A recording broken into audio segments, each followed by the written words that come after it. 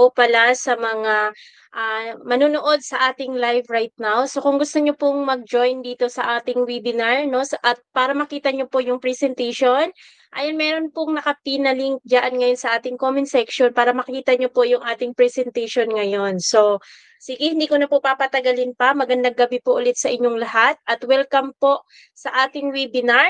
And syempre po, I'm proud to say na dumadami na po yung team Masiskarte dahil naniniwala po ako na ang grupo ng mga team Masiskarte ay madidiskarte sa totoong buhay. So hindi ko napapatagalin pa, simulan na natin ang ating presentation today. Ayan, so ano ba ang sitaw? Ano ba yung mga ginagawa ng sitaw? Yun ang karamihang tinatanong. So sitaw simplified lang po, no?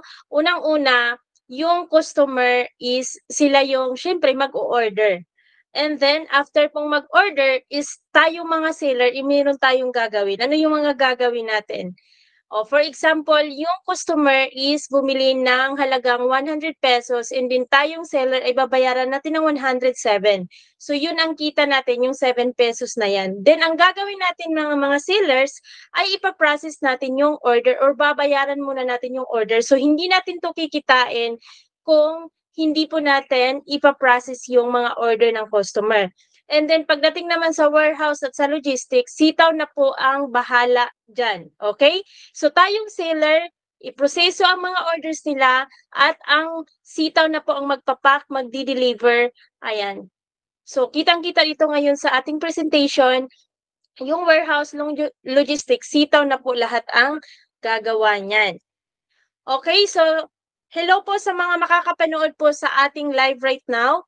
Okay, kung gusto niyo pong makita ang presentation dahil hindi po yan maka-flash dito sa live, ayan po, may link dyan, pasok lang po kayo dyan. Okay, so pagdating naman sa profit, ito yung pwede natin kitain, minimum 6%, majority 7%, advance 8% to 12%. Okay, sige, simple forecast po. For example, meron kang puhunan na 1,000 pesos.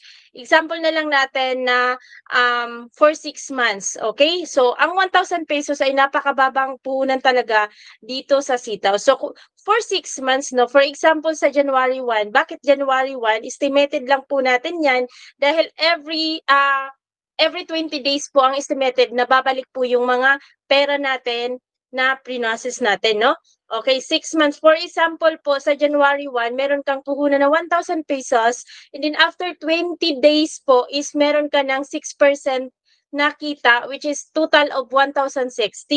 Okay, ganun din sa February 10, ayan, i-add mo lang po ng 6%. So ayan po yung kanyang total. Then, sa buong 6 months po, ang kinita mo sa 1,000 pesos na puhunan mo dito sa sitaw is 689. So yun yung kinita mo 6 months kung 1,000 ang iyong puhunan. So medyo mababa siya. Okay? So dito naman sa 10,000 po, no, currently yung 10,000 na to is sobrang baba talaga. Pero meron pong mga strategy din na sa first evaluation ay nakakapasa pero sa second evaluation is medyo nahihirapan na.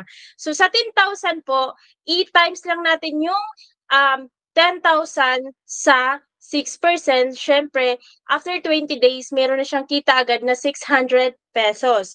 So kung sa 6 months po ay kumita na kaagad siya ng 6,894. So ito yung kinita niya na puhunan niya is 10,000 pesos.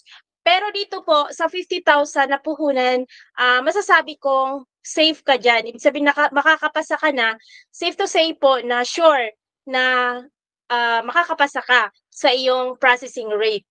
So dito, no, ang magiging profit mo na dito is bakit siya 53,500 after 20 days? Dahil nga yung 50,000 times natin siya sa 7%.